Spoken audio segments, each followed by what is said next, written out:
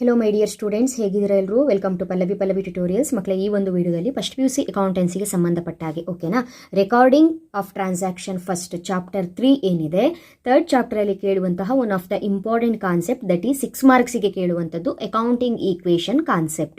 Accounting equation concept ಅಂತ ಹೇಳಿದ್ರೆ, so business ಅಂದ್ರ ಮೇಲೆ ಸಾಕಷ್ಟು ಟ್ರಾನ್ಸಾಕ್ಷನ್ಸ್ಗಳಿರುತ್ತೆ. ಸೊ ಅವ್ರು ಏನು ಮಾಡ್ತಾರೆ, 6 ಮಾರ್ಕ್ಸಿಗೆ ಯಾವುದಾದ್ರೂ ಒಂದು 3 ಟ್ರಾನ್ಸಾಕ್ಷನ್ನ ಕೊಟ್ಟು ಆ ಟ್ರಾನ್ಸಾಕ್ಷನ್ನಿಂದ ಬಿಸ್ನೆಸ್ಸಿಗೆ ಏನು ಎಫೆಕ್ಟ್ ಆಗ್ತಿದೆ ಅನ್ನೋದನ್ನು ಬರೀರಿ. ಆ ಎಫೆಕ್ಟ್ ಆಗಿರೋದನ್ನ ಬರೆದ ನಂತರ ಅಕೌಂಟಿಂಗ್ ಈಕ್ವೇಷನ್ ಫಾರ್ಮುಲಾ ಏನಿದೆ, assets is equal to capital plus liability, already ನಾನು ಹೇಳಿದ್ದೀನಲ್ವಾ, assets is equal to capital plus liability. ಬಿಸ್ನೆಸ್ಸಿನ ಅಸೆಟ್ಟು ಬಿಸ್ನೆಸ್ಸಿನ ಲಯಬಿಲಿಟಿ ಮತ್ತು ಕ್ಯಾಪಿಟಲ್ಗೆ ಈಕ್ವಲ್ ಆಗಿರುತ್ತೆ ಅನ್ನುವಂತಹ ಒಂದು ಕಾನ್ಸೆಪ್ಟ್ ಏನಿದೆ, ಅದ್ರ ಪ್ರಕಾರ ನೀವು ಮಾಡಿರುವಂತಹ ಪ್ರಾಬ್ಲಮ್ ಏನಿದೆ ಅದು ಟ್ಯಾಲಿ ಆಗಬೇಕು. ಅಸೆಟ್ಸಿನ ಅಮೌಂಟು ಈಕ್ವಲ್ ಟು ಲಯಬಿಲಿಟಿ ಮತ್ತು ಕ್ಯಾಪಿಟಲ್ ಅಮೌಂಟಿಗೆ ಈಕ್ವಲ್ ಆಗಿರಬೇಕು. ಸೊ ಈ ರೀತಿಯಾಗಿ ಪ್ರಾಬ್ಲಮ್ನ ಮಾಡುವಂಥದ್ದು ವೆರಿ ಈಸಿ.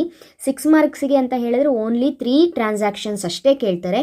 ಆ 3 ಟ್ರಾನ್ಸಾಕ್ಷನ್ನು ಬಿಸ್ನೆಸ್ಸಿಗೆ ಏನಾಯಿತು, ಬಿಸ್ನೆಸ್ಸಿಗೆ ಕ್ಯಾಶ್ ಬಂತಾ, ಇಲ್ಲ ಬಿಸ್ನೆಸ್ಸಿಂದ ಕ್ಯಾಶ್ ಹೋಯ್ತಾ, ಇಲ್ಲ ಬಿಸ್ನೆಸ್ಸಿಗೆ ಗೂಡ್ಸ್ ಬಂತಾ, ಅಥವಾ ಬಿಸ್ನೆಸ್ಸಿಂದ ಗೂಡ್ಸ್ ಹೋಯ್ತಾ, ಬಿಸ್ನೆಸ್ಸಲ್ಲಿರೋ ದುಡ್ಡು ಬ್ಯಾಂಕಿಗೆ ಡೆಪಾಸಿಟ್ ಆಯಿತಾ, ಅಥವಾ ಬ್ಯಾಂಕಿಂದ ವಿತ್ಡ್ರಾ ಆಯಿತಾ, ಪರ್ಸ್ನಲ್ ಯೂಸಿಗೆ ಏನಾದರೂ ವಿತ್ಡ್ರಾ ಮಾಡ್ಕೊಂಡ್ರ ಓನರು, ಈ ರೀತಿಯಾಗಿ ಹಲವಾರು ಟ್ರಾನ್ಸಾಕ್ಷನ್ಸ್ಗಳನ್ನ ಕೊಟ್ಟಿರ್ತಾರೆ. ಆ ಟೈಮಲ್ಲಿ ಏನಾಯಿತು ಅನ್ನೋದನ್ನು ಮೆನ್ಷನ್ ಮಾಡಬೇಕು. ಹಾಗಾದರೆ ಇಲ್ಲೊಂದು ಇಂಪಾರ್ಟೆಂಟ್ ಪ್ರಾಬ್ಲಮ್ ಇದೆ, ಕರೆಕ್ಟಾಗಿ ನೋಡ್ಕೊಳ್ಳಿ. ಇದೇ ರೀತಿ ಒಂದು 5 ರಿಂದ 6 ಪ್ರಾಬ್ಲಮ್ ನೀವು ನೋಡಿಕೊಂಡ್ರೆ ಸಾಕು, ಎಕ್ಸಾಮಲ್ಲಿ 6 ಮಾರ್ಕ್ಸ್ ಗ್ಯಾರಂಟಿ ಸಿಗುತ್ತೆ. ಓಕೆನಾ? ಕ್ವೆಶನ್ನ ಯಾವ ರೀತಿಯಾಗಿ ಕೇಳ್ತಾರೆ ಅನ್ನೋದ್ರ ಬಗ್ಗೆ ಡೀಟೇಲ್ ನಾಲೆಡ್ಜ್ ಇರಬೇಕು. ನೀವು ಕ್ವೆಶನ್ನ ಕರೆಕ್ಟಾಗಿ ಅರ್ಥ ಮಾಡ್ಕೊಳ್ಬೇಕು. ಪ್ರಿಪೇರ್ ಅಕೌಂಟಿಂಗ್ ಈಕ್ವೇಷನ್, ಏನನ್ನು ಪ್ರಿಪೇರ್ ಮಾಡಬೇಕಂತೆ, ಅಕೌಂಟಿಂಗ್ ಈಕ್ವೇಷನ್ ಪ್ರಿಪೇರ್ ಮಾಡಬೇಕು. ಓಕೆ ಅಲ್ಲ, ಅಕೌಂಟಿಂಗ್ ಈಕ್ವೇಷನ್ ಪ್ರಿಪೇರ್ ಮಾಡಿ ಇಲ್ಲಿ ಕೊಟ್ಟಿರುವಂತಹ ಟ್ರಾನ್ಸಾಕ್ಷನ್ಸ್ಗಳನ್ನು ಎಂಟ್ರಿ ಮಾಡಬೇಕು. ಹಾಗಾದರೆ ಇದಕ್ಕೆ ಎಷ್ಟು ಕಾಲಮ್ ಬೇಕು ಅನ್ನೋದರಿಂದ ಸ್ಟಾರ್ಟ್ ಆಗುತ್ತೆ. ಟೋಟಲ್ ಆಗಿ 3 ಕಾಲಮ್ಸ್ ಬೇಕು. 3 ಕಾಲಮ್ಸನ್ನ ಯಾವ ರೀತಿಯಾಗಿ ಹಾಕೊಳ್ಬೇಕು ಅಂತ ಹೇಳಿದ್ರೆ, ಫಸ್ಟ್ ಕಾಲಮ್ಮು ಈ ಸೀರಿಯಲ್ ನಂಬರ್ ಬರ್ಕೊಳ್ಳೋಕ್ಕೆ ಎಷ್ಟು ಜಾಗ ಬೇಕು ನೋಡಿ, ಅಷ್ಟು ಜಾಗನ ತಗೊಂಡ್ರೆ ಸಾಕು. ಹೆಡ್ಡಿಂಗ್ ಬರ್ಕೊಳ್ಬೇಕು, ಅಕೌಂಟಿಂಗ್ ಈಕ್ವೇಷನ್ ಅಂತ. ಹೆಡ್ಡಿಂಗ್ನ ಬರ್ಕೊಂಡಾದ್ರ ಮೇಲೆ ನಿಮಗೆ ಅಕೌಂಟಿಂಗ್ ಈಕ್ವೇಷನ್ ಫಾರ್ಮುಲಾ ಗೊತ್ತಿದೆ, ಏನು, assets is equal to capital plus liability. ಹೌದಾ ಅಲ್ಲ ಮಕ್ಕಳೇ? ಹಾಗಾಗಿ ನಾವಿಲ್ಲಿ ಏನು ಮಾಡೋಣ, ಸೀರಿಯಲ್ ನಂಬರ್ ಬರೆಯುವಂತಹ ಜಾಗದಲ್ಲಿ ಆಫ್ಟರ್ ಟ್ರಾನ್ಸಾಕ್ಷನ್, ಯಾಕೆ ಆಫ್ಟರ್ ಟ್ರಾನ್ಸಾಕ್ಷನ್ ಅಂತ ಬರಿತೀವಿ ಅಂತ ಹೇಳಿದ್ರೆ, ಅವರು ಟ್ರಾನ್ಸಾಕ್ಷನ್ ಏನು ಕೊಟ್ಟಿದ್ದಾರಲ್ಲ, ಈ ಟ್ರಾನ್ಸಾಕ್ಷನ್ ಆದ್ರ ಮೇಲೆ ಬಿಸ್ನೆಸ್ಸಲ್ಲಿ ಏನಾಗ್ತಾ ಹೋಗುತ್ತೆ, ಆಫ್ಟರ್ ಏನಾಗುತ್ತೆ ಅನ್ನೋದಕ್ಕೆ ಆಫ್ಟರ್ ಟ್ರಾನ್ಸಾಕ್ಷನ್. ಜಸ್ಟ್ ಇಲ್ಲಿ ಸೀರಿಯಲ್ ನಂಬರ್ ಅಷ್ಟೇ ಬರೆಯೋದು. ನೆಕ್ಸ್ಟ್ ಇಲ್ಲಿ ಹೆಡ್ಡಿಂಗ್ ತಗೊಂಡ್ವಲ್ಲ, accounting equation. Accounting equation formula ಏನು, ಅಸೆಟ್ಸ್. ಕರೆಕ್ಟಾ? ಅಸೆಟ್ಸ್ ಫಸ್ಟ್ ಕಾಲಮ್ ಈ ದೊಡ್ಡ ಇದೆ ನೋಡಿ, ಈ ಕಾಲಮ್ ಇಷ್ಟು ದೊಡ್ಡನೇ ಬರ್ಕೊಳ್ಬೇಕು ನೀವು, ಅಸೆಟ್ಸ್. ನೆಕ್ಸ್ಟ್ ಸ್ವಲ್ಪ ಚಿಕ್ಕದಾಗಿ ಪಕ್ಕದ ಕಾಲಮ್ನ ತಗೊಳ್ತೀವಿ. ನೀವೇನು ಮಾಡಿ, ಸೀರಿಯಲ್ ನಂಬರ್ ಹಾಕೊಳ್ಳಿ, ಆಮೇಲೆ ಈ ಕಡೆ ಕಾಲಮ್ ತಗೊಂಡು ಮಧ್ಯ ಅಸೆಟ್ ಉಳಿದಿರೋದೆಲ್ಲ ಅಸೆಟಿಗೆ ಬಿಟ್ಬಿಡಿ. ಅಸೆಟ್ಸ್ ಈಕ್ವಲ್, ಕರೆಕ್ಟಾ ಫಾರ್ಮುಲಾ? ಇಲ್ಲೊಂದು ಈಕ್ವಲ್ಸ್ ಅಂತ ಹಾಕಬೇಕು formula. Assets is equal to liability, asset is equal to liability plus capital. ಕರೆಕ್ಟಾ? Liability plus capital. ಬಿಸ್ನೆಸ್ಸಿನ ಲಯಬಿಲಿಟಿ ಮತ್ತು ಕ್ಯಾಪಿಟಲಿನ amount is equal to asset ಆಗಿರಬೇಕು ಅಂತ. ನೀವು ಈ ಟ್ರಾನ್ಸಾಕ್ಷನ್ನ ಓದ್ಕೊಳ್ತಾ ಅಸೆಟ್ಟಿಗೆ ಸಂಬಂಧಪಟ್ಟಿದ್ದಾದರೆ ಅಸೆಟಲ್ಲಿ ಬರಿತೀವಿ, ಲಯಬಿಲಿಟಿ ಆದರೆ ಲಯಬಿಲಿಟಿಲಿ ಬರಿತೀವಿ, ಕ್ಯಾಪಿಟಲ್ ಆದರೆ ಕ್ಯಾಪಿಟಲಲ್ಲಿ ಬರಿತೀವಿ, ಆ ರೀತಿ ಬರಿತಾ ಹೋಗ್ತೀವಿ. ಹಾಗಾದರೆ ಪ್ರಾಬ್ಲಮ್ನ ಸ್ಟಾರ್ಟ್ ಮಾಡೋಣ. ತುಂಬ ಈಸಿ ಇದೆ, ಏನು ಕನ್ಫ್ಯೂಷನ್ ಮಾಡ್ಕೊಳ್ಳದೆ ಆರಾಮಾಗಿ ಕಲ್ತ್ಕೊಳ್ಬಹುದು. ಫಸ್ಟ್ ಟ್ರಾನ್ಸಾಕ್ಷನ್ ಏನಿದೆ ಅನ್ನೋದನ್ನು ನೋಡ್ಕೊಳ್ಳಿ. Jayant started business. ಜಯಂತ್ ಅನ್ನುವಂತಹ ಒಬ್ಬ ಪರ್ಸನ್ ಬಿಸ್ನೆಸ್ಸನ್ನು ಸ್ಟಾರ್ಟ್ ಮಾಡ್ತಾ ಇದ್ದಾನೆ. Jayant started business with cash rupees 1 lakh. ಎಷ್ಟು ಅಮೌಂಟನ್ನ ಇನ್ವೆಸ್ಟ್ ಮಾಡಿದ್ದಾನೆ? 1 lakh. ಕ್ಯಾಶನ್ನು 1 lakh ಇನ್ವೆಸ್ಟ್ ಮಾಡಿ ಬಿಸ್ನೆಸ್ಸನ್ನು ಸ್ಟಾರ್ಟ್ ಮಾಡಿದ್ದಾನೆ. ಹಾಗಾದರೆ ನಾವೇನು ಮಾಡೋಣ, ಫಸ್ಟ್ ಟ್ರಾನ್ಸಾಕ್ಷನ್ ಅಂತ ಬರೆಯೋಣ. ಫಸ್ಟು ಟ್ರಾನ್ಸಾಕ್ಷನ್, ಬಿಸ್ನೆಸ್ಸಿಗೆ ಏನು ಬಂದಿದೆ, ಕ್ಯಾಶ್ ಬಂದಿದೆ. ಏನು ಬಂದಿದೆ? ಕ್ಯಾಶ್ ಬಂದಿದೆ. ಕ್ಯಾಶ್ ಅಂತ ಬರೆದು ಆ ಕ್ಯಾಶ್ ಅಮೌಂಟ್ ಎಷ್ಟಿದೆಯೋ ಅಷ್ಟನ್ನು ಬರೀರಿ. 1 lakh ಅದ್ರ ಕೆಳಗೆ ಬರೀಬೇಕು. ಓಕೆ ಅಲ್ಲ? 1 lakh ಅಂತ ಬರೆದ್ವಿ. 1 lakh ಅಂತ ಬರೆದಾದ್ರ ಮೇಲೆ ನಿಮಗೆ ಗೊತ್ತಿದೆ ಅಸೆಟ್ಟು ಇದು ಈ ಕಡೆ ಈಕ್ವಲ್ ಆಗಿರಬೇಕು ಅಂತ. ಮಕ್ಕಳೇ, ಇವಾಗ ಜಯಂತ್ ಏನು ಬಿಸ್ನೆಸ್ಸಿಗೆ 1,00,000 ರೂಪೀಸ್ನ ಇನ್ವೆಸ್ಟ್ ಮಾಡಿ ಬಿಸ್ನೆಸ್ಸನ್ನು ಸ್ಟಾರ್ಟ್ ಮಾಡ್ತಾ ಇದ್ದಾನೆ. ಅವನ ಕೈಯಿಂದ ಕ್ಯಾಶ್ ಹೋಯಿತು, ಕರೆಕ್ಟಾ? ಆದರೆ ಆ ಕ್ಯಾಶ್ ಬಿಸ್ನೆಸ್ಸಿಗೆ ಬಂದ ತಕ್ಷಣ ಅದು ಬರೀ ಕ್ಯಾಶ್ ಆಗಿ ಉಳಿಯಲ್ಲ, ಕನ್ವರ್ಟೆಡ್ ಇಂಟು ಕ್ಯಾಪಿಟಲ್. ಆ ಅಮೌಂಟನ್ನು ನಾವೇನಂತ ಕರಿತೀವಿ? ಕ್ಯಾಪಿಟಲ್ ಅಂತ ಕರಿತೀವಿ. ಹಾಗಾಗಿ ಲಯಬಿಲಿಟಿ ಏನೂ ಇಲ್ಲ, ಡ್ಯಾಶ್ ಹಾಕ್ಕೊಳ್ಳಿ. ಕ್ಯಾಪಿಟಲ್ ಎಷ್ಟಿದೆ? ಪ್ಲಸ್ ಕ್ಯಾಪಿಟಲ್ ಎಷ್ಟಿದೆ? 1,00,000. ಕರೆಕ್ಟಾಗಿ ಫಾಲೋ ಮಾಡ್ಕೊಂಡು ಹೋಗಬೇಕು. ಅಂದರೆ ಎರಡೂ ಕಡೆನೂ ಈಕ್ವಲ್ ಆಯಿತು ನೋಡಿ. ಬಿಸ್ನೆಸ್ಸಿಗೆ ಅಸೆಟ್ ಆಗಿ ಬಂತು ಕ್ಯಾಶ್ 1,00,000, ಅದನ್ನು ಇನ್ವೆಸ್ಟ್ ಮಾಡಿರೋದನ್ನು ನಾವೇನಂತ ಕರಿತೀವಿ? 1,00,000 ಕ್ಯಾಪಿಟಲ್ ಅಂತ ಕರಿತೀವಿ. ಯಾಕೆ ಲಯಬಿಲಿಟಿ ಜಾಗದಲ್ಲಿ ಲಯಬಿಲಿಟಿ ಪ್ಲಸ್ ಕ್ಯಾಪಿಟಲ್ ಈ ಜಾಗದಲ್ಲಿ ಬಂತು ಅಂತ ಹೇಳಿದ್ರೆ, ಬ್ಯಾಲೆನ್ಸ್ ಶೀಟ್ನ ಒಂದು ಸಲ ನೆನಪು ಮಾಡ್ಕೊಳ್ಳಿ. ಲಯಬಿಲಿಟಿ ಸೈಡಲ್ಲೇ ನಾವು ಕ್ಯಾಪಿಟಲ್ನ ಬರಿತೀವಿ. ಅದರರ್ಥ ಯಾವುದೇ ಒಬ್ಬ ಪರ್ಸನ್ನು ಬಿಸ್ನೆಸ್ಸಿಗೆ ಏನಾದರೂ ಅಮೌಂಟನ್ನು ಇನ್ವೆಸ್ಟ್ ಮಾಡಿದ್ರೆ ಅದಕ್ಕೆ ರಿಟರ್ನ್ ಅಂತ ಇರುತ್ತೆ. ಇಂಟ್ರೆಸ್ಟ್ ಆನ್ ಕ್ಯಾಪಿಟಲ್, ಈ ರೀತಿ ರಿಟರ್ನ್ಸ್ ಇರುತ್ತೆ. ಹಾಗಾಗಿ ಕ್ಯಾಪಿಟಲ್ಲು ಕೂಡ ಬಿಸ್ನೆಸ್ಸಿಗೆ ಲಯಬಿಲಿಟಿನೇ. ಬಿಸ್ನೆಸ್ ಪಾಯಿಂಟ್ ಆಫ್ ವ್ಯೂವಿಂದ ಯೋಚನೆ ಮಾಡಿದಾಗ ಓನರಿಗೆ ಬಿಸ್ನೆಸ್ ವಾಪಸ್ ಕೊಡಲೇಬೇಕು ಪ್ರಾಫಿಟನ್ನು ಅರ್ನ್ ಮಾಡಿ. ಹಾಗಾಗಿ ಬಿಸ್ನೆಸ್ಸಿಗೂ ಕೂಡ ಸಪ್ರೇಟ್ ಲೀಗಲ್ ಎಂಟಿಟಿ ಇದೆ ಅಂತ ನಾವು ಬಿಸ್ನೆಸ್ ಸ್ಟಡೀಸಲ್ಲಿ ಓದ್ತೀವಲ್ವಾ, ಹಾಗೆ. ಓಕೆನಾ? ಇಲ್ಲಿಗೆ ಫಸ್ಟ್ ಟ್ರಾನ್ಸಾಕ್ಷನ್ ಮುಗೀತು. ಹಾಗಾದರೆ ಫಸ್ಟ್ ಟ್ರಾನ್ಸಾಕ್ಷನ್ ಮುಗಿದ್ರ ಮೇಲೆ ಏನು ಮಾಡಬೇಕು? ನೆಕ್ಸ್ಟು ಸೆಕೆಂಡ್ ಟ್ರಾನ್ಸಾಕ್ಷನ್ನ ಎಂಟ್ರಿ ಮಾಡಬೇಕು. ಸೆಕೆಂಡ್ ಟ್ರಾನ್ಸಾಕ್ಷನ್ನ ಎಂಟ್ರಿ ಮಾಡೋದಕ್ಕಿಂತ ಮುಂಚೆ ಫಸ್ಟ್ ಟ್ರಾನ್ಸಾಕ್ಷನ್ ಮುಗಿದ ಮೇಲೆ ಅದನ್ನು ಕ್ಲೋಸ್ ಮಾಡಬೇಕು. ಕ್ಲೋಸ್ ಮಾಡಿಕೊಂಡ್ರೆ ನೀಟಾಗಿ ಕಾಣಿಸುತ್ತೆ ನೀವು ಮಾಡಿರೋ problem.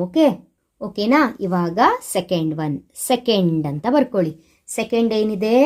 Deposited cash into bank. ಬ್ಯಾಂಕಿಗೆ ದುಡ್ಡನ್ನು ಕಟ್ಟಿದರು, ಡೆಪಾಸಿಟ್ ಮಾಡಿದ್ರು. ಎಷ್ಟು?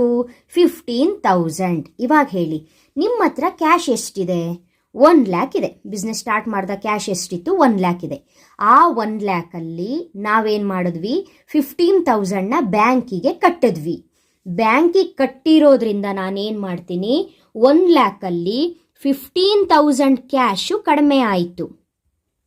15,000 ಕ್ಯಾಶ್ ಕಡಿಮೆ ಆಯ್ತು. ಯಾಕಂದರೆ ಇವಾಗ ನಿಮ್ಮ ಹ್ಯಾಂಡಲ್ಲಿ, ನಿಮ್ಮ ಕೈಯಲ್ಲಿ 1,00,000 ಇದೆ ಅಂದ್ಕೊಳ್ಳಿ. 1,00,000 ಸೀದಾ ಬ್ಯಾಂಕಿಗೆ ಹೋಗಿ ಅದರಲ್ಲಿ 15,000 ನೀವು ಬ್ಯಾಂಕಿಗೆ ಕಟ್ಟಿದ್ರಿ. ಹೌದಾ? ಅವಾಗ ನಿಮ್ಮ ಕೈಯಲ್ಲಿ ಎಷ್ಟು ಉಳಿತು? ಕರೆಕ್ಟಾಗಿ ನೋಡಿ, ನಿಮ್ಮ ಕೈಯಲ್ಲಿ ಎಷ್ಟು ಉಳಿತು? 85,000 ಉಳಿತು. 1,00,000ದಲ್ಲಿ 15,000 ಬ್ಯಾಂಕಿಗೆ ಕಟ್ಟಿದ್ರಲ್ಲ, ಉಳಿದಿದ್ದೆಷ್ಟು? 85,000. ಆದರೆ ಇಲ್ಲಿ ಇನ್ನೊಂದು ಪಾಯಿಂಟ್ ಇಂಪಾರ್ಟೆಂಟು, ಪ್ಲಸ್ ಬ್ಯಾಂಕ್ ಅಂತ ಇಲ್ಲಿ ಬರಿತೀವಿ. ಯಾಕೆ ಅಂದರೆ ಅಮೌಂಟು, ದುಡ್ಡು ನಿಮ್ಮ ಕೈಯಲ್ಲಿರಲಿ ಬ್ಯಾಂಕಲ್ಲಿರಲಿ ದುಡ್ಡು ನಿಮ್ಮದೇ ಅಲ್ವಾ? ಹೌದಾ ಅಲ್ಲ? ಕೈಯಲ್ಲಿರಲಿ ಬ್ಯಾಂಕಲ್ಲಿರಲಿ ದುಡ್ಡು ನಿಮ್ಮದೇ. ಹಾಗಾಗಿ ಬ್ಯಾಂಕಲ್ಲಿರೋದು ಕೂಡ ನಿಮಗೆ ಅಸೆಟ್ಟೇ. ಬ್ಯಾಂಕಲ್ಲಿ ದುಡ್ಡಿದೆ ಅಂದರೂ ಅದು ನನ್ನ ಅಸೆಟ್ ಆಗಿರುತ್ತೆ. ಹಾಗಾಗಿ ಬ್ಯಾಂಕಲ್ಲಿ ಇದೆ ದುಡ್ಡು ಅನ್ನೋದನ್ನು ಕೂಡ ಬರಿಬೇಕು. ನಿಮ್ದು ಇವಾಗ ಕಡಿಮೆ ಆಗಿರೋದು ಕ್ಯಾಶ್ ಮಾತ್ರ. 1,00,000 ಇರೋ ಕ್ಯಾಶು 15,000 ರೂಪಾಯಿ ಬ್ಯಾಂಕಿಗೆ ಕಟ್ಟಿದ್ದಕ್ಕೆ 85,000 ಆಯಿತು. ಆದರೆ ಬ್ಯಾಂಕಲ್ಲೂ 15,000 ಇದೆಯಲ್ಲ ಇವಾಗ ನೋಡಿ, ಫಸ್ಟ್ 1,00,000 ಕ್ಯಾಶ್ ಇತ್ತು. ಇವಾಗ ನಿಮ್ಮ ಕೈಯಲ್ಲಿರೋದು 85,000 ಕ್ಯಾಶು ಪ್ಲಸ್ 15,000 ಬ್ಯಾಂಕಲ್ಲಿದೆ. ಈ ದುಡ್ಡು ನಿಮ್ಮದೇ, ಈ ದುಡ್ಡು ನಿಮ್ಮದೇ, ಎರಡೂ ನಿಮ್ಮದೇ. ಟೋಟಲ್ ಎಷ್ಟಾಯಿತು? 1,00,000 ಆಯಿತು. ನೆಕ್ಸ್ಟು ಲಯಬಿಲಿಟಿಲಿ ಏನು ಚೇಂಜ್ ಆಗಿಲ್ಲ, ಕ್ಯಾಪಿಟಲ್ಲು ಹಾಗೇ ಇದೆ 1,00,000. ಕ್ಯಾಪಿಟಲ್ ಏನು ಚೇಂಜ್ ಆಗಿಲ್ಲ. ಓಕೆನಾ? ಇದು ಸೆಕೆಂಡ್ ಎಂಟ್ರಿ. ಕ್ಲೋಸ್ ಮಾಡಿದ್ರಾ? ಇವಾಗ ನೋಡಿ, ಇಲ್ಲೂ 85 ಪ್ಲಸ್ 15 ಇದೆ, ಇಲ್ಲೂ 1,00,000, ಇಲ್ಲೂ 1,00,000 ಇದೆ. ಗೊತ್ತಾಯಿತು. ನೆಕ್ಸ್ಟು ಟ್ರಾನ್ಸಾಕ್ಷನ್ 3 ಅಂತ ಬರ್ಕೊಳ್ಳಿ. ಟ್ರಾನ್ಸಾಕ್ಷನ್ನ ಓದಿ. Purchased goods from Nagesh. ನಾವು ಬಿಸ್ನೆಸ್ ಅಂತ ಯೋಚನೆ ಮಾಡಬೇಕು. ನಾವೇನು ಮಾಡಿದ್ದೀವಿ? ಪರ್ಚೇಸ್ ಮಾಡಿದ್ದೀವಿ. ಏನನ್ನ? ಗೂಡ್ಸನ್ನು. ಗೂಡ್ಸು ಬಿಸ್ನೆಸ್ಸಿಗೆ ಅಸೆಟ್ ಹೌದೋ ಅಲ್ವೋ? ಈಗ ನಿಮ್ಮ ಮನೆಗೆ ಒಂದು TV ತರ್ತೀರಿ, ದುಡ್ಡು ಖರ್ಚಾಯಿತು ಅಂತ ಯೋಚನೆ ಮಾಡ್ತಿರೋ, ಅಥವಾ ದುಡ್ಡಿಗೆ ಬದಲಾಗಿ ಒಂದು TV ಮನೆಗೆ ಬಂತು, ಒಂದು ಅಸೆಟ್ ಬಂತು ಅಂತ ಯೋಚನೆ ಮಾಡ್ತೀವ? ದುಡ್ಡು ಹೋದರೂ ಹೋಗಲಿ, ಅಸೆಟ್ ಬಂತು. ನಾವೇನೇ ಪರ್ಚೇಸ್ ಮಾಡಿದರೂ ಕೂಡ ಬಿಸ್ನೆಸ್ಸಿಗೆ ಅದು ಅಸೆಟ್. ಹಾಗಾಗಿ ನಾನಿಲ್ಲಿ ಗೂಡ್ಸನ್ನು ಅಸೆಟ್ ಸೈಡ್ ಬರೆದಿದ್ದೀವಿ. ಗೂಡ್ಸ್ ಆಗಿರ್ಬೋದು, ಫರ್ನಿಚರ್ ಆಗಿರ್ಬೋದು, ಮಷಿನರಿ ಆಗಿರ್ಬೋದು, TV, ಫ್ರಿಜ್ಜು, ವಾಷಿಂಗ್ ಮಿಷಿನ್ನು, ಇದೆಲ್ಲವೂ ಕೂಡ ಅಸೆಟ್ಟೇ ಅಲ್ವಾ? ಕೆಲವೊಂದು ಮನೆಗೆ ಅಸೆಟ್ ಆದರೆ ಕೆಲವೊಂದು ಬಿಸ್ನೆಸ್ಸಿಗೆ ಅಸೆಟ್ ಆಗುತ್ತೆ. ಬಿಸ್ನೆಸ್ ಪಾಯಿಂಟ್ ಆಫ್ ವ್ಯೂವಿಂದ ಯೋಚನೆ ಮಾಡಿದ್ರೆ ಗೂಡ್ಸು, ಫರ್ನಿಚರು, ಮಷಿನರಿ ಇದೆಲ್ಲವೂ ಕೂಡ ಬಿಸ್ನೆಸ್ಸಿಗೆ ಏನಾಗುತ್ತೆ? ಅಸೆಟ್ ಆಗುತ್ತೆ. ಹಾಗಾಗಿ ಗೂಡ್ಸನ್ನ ಪರ್ಚೇಸ್ ಮಾಡಿದ್ವಿ. ಒಂದಿಷ್ಟು ಗೂಡ್ಸು, ಒಂದಿಷ್ಟು ಸ್ಟಾಕ್ ಅಂತಲೂ ಅಂದ್ಕೊಳ್ಬಹುದು ನಾವು. ಒಂದಿಷ್ಟು ಸ್ಟಾಕನ್ನು ಪರ್ಚೇಸ್ ಮಾಡಿದ್ವಿ. ಯಾರಿಂದ? ನಾಗೇಶಿಂದ. ಬಟ್ ಇಲ್ಲಿ ಕೊಟ್ಟಿದ್ದಾರೆ ಫಾರ್ ಕ್ಯಾಶನ್ನು ಕೊಟ್ಟು ಪರ್ಚೇಸ್ ಮಾಡಿದ್ವಿ. ಪರ್ಚೇಸ್ಡ್ ಗೂಡ್ಸ್ ಫ್ರಮ್ ನಾಗೇಶ್ ಅವರಿಂದ ನಾವು ಪರ್ಚೇಸ್ ಮಾಡಿದ್ವಿ ಫಾರ್ ಕ್ಯಾಶನ್ನು ಕೊಟ್ಟು. ಎಷ್ಟು ಕ್ಯಾಶ್ ಕೊಟ್ಟು? 20,000. ಇವಾಗ ಬನ್ನಿ, ನಿಮ್ಮ ಹತ್ರ ಈ ಕ್ಯಾಶ್ ಲೈನ್ ನೋಡ್ತಾ ಬನ್ನಿ. ಫಸ್ಟ್ 1 ಲಕ್ಷ ನಿಮ್ಮ ಹತ್ರ ಇತ್ತು, 15,000 ಬ್ಯಾಂಕಿಗೆ ಕಟ್ಟಿದ್ರಿ. ನಿಮ್ಮ ಹತ್ರ ಇವಾಗ 85,000 ಇದೆ.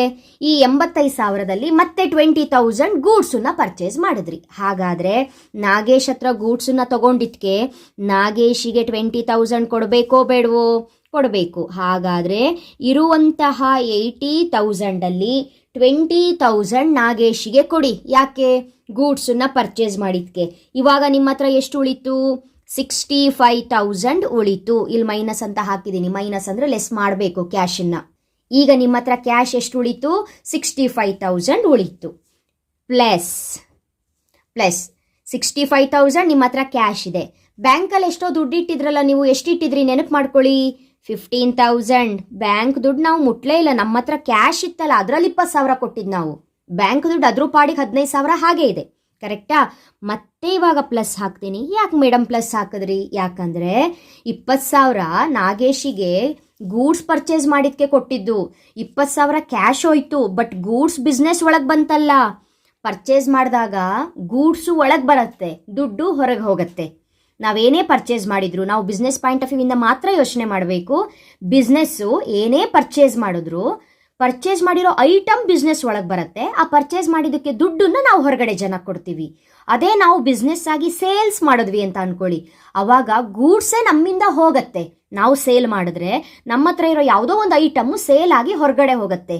ಆದರೆ ಆ ಗೂಡ್ಸನ್ನ ತಗೊಂಡಿರುವಂಥ ಹೊರಗಡೆ ವ್ಯಕ್ತಿ ನಮಗೆ ಕ್ಯಾಶನ್ನು ಕೊಡ್ತಾನೆ. ಹಾಗಾಗಿ ಪರ್ಚೇಸ್ ಅಂದರೆ ಬಿಸ್ನೆಸ್ಸಿಂದ ದುಡ್ಡು ಹೋಗುತ್ತೆ, ಸೇಲ್ಸ್ ಅಂದರೆ ಬಿಸ್ನೆಸ್ಸಿಗೆ ದುಡ್ಡು ಬರುತ್ತೆ. ಇದು ಗೊತ್ತಿರಬೇಕು. ಇಲ್ಲಿವಾಗ ಪರ್ಚೇಸ್ ಮಾಡಿದ್ಕೆ 20,000 ಕ್ಯಾಶ್ ಹೋಯಿತು, ಆದರೆ 20,000 ಗೂಡ್ಸ್ ಬಂತು. ಕರೆಕ್ಟಾ? ನೋಡಿ, ಇವಾಗ ಫೈನಲಿ ನಮ್ಮ ಬಿಸ್ನೆಸ್ಸಲ್ಲಿ ಏನೇನು ಉಳ್ಕೊಂಡಿದೆ? ಇರುವಂತಹ 1 ಲಕ್ಷದಲ್ಲಿ ನನ್ನ ಹತ್ರ ಇವಾಗ 65,000 ರೂಪಾಯಿ ಕ್ಯಾಶ್ ಉಳ್ಕೊಂಡಿದೆ. 15,000 ಬ್ಯಾಂಕಲ್ಲಿದೆ. 20,000 ಮೌಲ್ಯದ್ದು ವರ್ತ್ ನನ್ನ ಹತ್ರ ಗೂಡ್ಸ್ ಇದೆ, ಸ್ಟಾಕ್ ಇದೆ. ಇದು ಮೂರನ್ನೂ ಸೇರಿಸಿದ್ರೆ ಮತ್ತೆ ನನ್ನ ಹತ್ರ ಹೇಗೆ ಬಂದರೂ 1 ಲಕ್ಷ ಟೋಟಲ್ ಆಗಿ ಇದ್ದೇ ಇದೆ. ನೋಡಿ, 1 ಲಕ್ಷ ಇದ್ದಿದೆ. 65,000 ರೂಪಾಯಿ ಕ್ಯಾಶ್ ಇದೆ, 15,000 ಬ್ಯಾಂಕಲ್ಲಿದೆ, 65, 15, 80 ಆಯಿತು.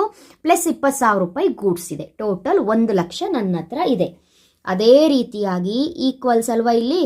ಈಕ್ವಲ್ಸ್. ಅದೇ ರೀತಿಯಾಗಿ ನನ್ನ ಹತ್ರ 1 ಲಕ್ಷ ಕ್ಯಾಪಿಟಲ್ ಕೂಡ ಇದೆ. Capital liability column.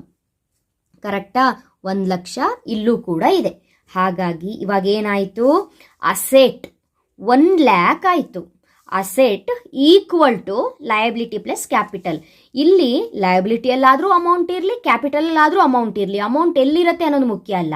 ಈ ಎರಡರಲ್ಲಿ ಬರುವಂತಹ ಅಮೌಂಟು ಅಸೆಟ್ಟಿಗೆ ಈಕ್ವಲ್ ಆಗಿರಬೇಕು ಅನ್ನೋದೇ ಮುಖ್ಯ. ಹಾಗಾಗಿ ಟೋಟಲ್ ಆಗಿ 1 lakh ಆಯಿತು.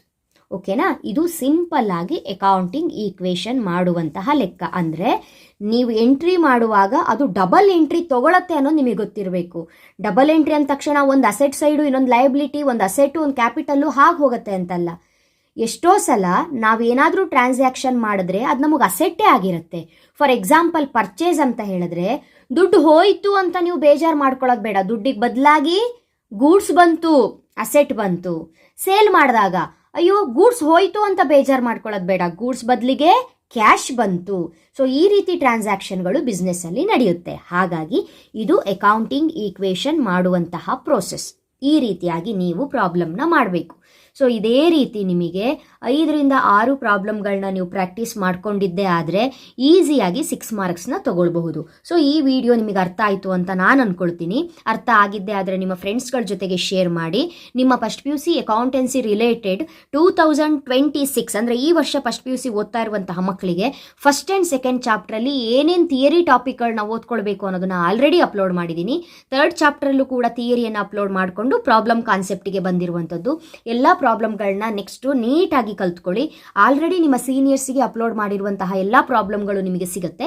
ಬಟ್ ಆದರೂ ಕೂಡ ಫ್ರೆಶ್ ಆಗಿ ಈ ವರ್ಷ ಅಪ್ಲೋಡ್ ಮಾಡಿರುವಂಥ ವೀಡಿಯೋಸ್ಗಳನ್ನ ಆದಷ್ಟು ನೀವು ವಾಚ್ ಮಾಡಿ. ಈ ಹಿಂದಿನ ವೀಡಿಯೋಸ್ಗಳನ್ನ ವಾಚ್ ಮಾಡ್ತಾ ಇದ್ದೀರಿ, ನನಗೆ ಗೊತ್ತಾಗ್ತಾ ಇದೆ. ಬಟ್ ಫ್ರೆಶ್ ಆಗಿ ಈ ವರ್ಷ ನಿಮಗೋಸ್ಕರ ಮಾಡಿರುವಂಥ ವೀಡಿಯೋಸ್ಗಳನ್ನ ವಾಚ್ ಮಾಡಿ. ಇಷ್ಟ ಆದರೆ ನಿಮ್ಮ ಫ್ರೆಂಡ್ಸ್ಗಳ ಜೊತೆಗೆ ಶೇರ್ ಮಾಡಿ. ನೆಕ್ಸ್ಟ್ ವೀಡಿಯೋ ಬಂದ ತಕ್ಷಣ ನೋಟಿಫಿಕೇಶನ್ ಬರಬೇಕು ಅಂದರೆ ಜಸ್ಟ್ ಸಿಂಪಲ್ ನಮ್ಮ ಚಾನಲ್ ಪಲ್ಲವಿ ಟ್ಯುಟೋರಿಯಲ್ಸ್ನ ಸಬ್ಸ್ಕ್ರೈಬ್ ಮಾಡಿಕೊಂಡು ಆಲ್ ಬಟನ್ನ ಕ್ಲಿಕ್ ಮಾಡ್ಕೊಳ್ಳಿ ಮಕ್ಕಳೇ.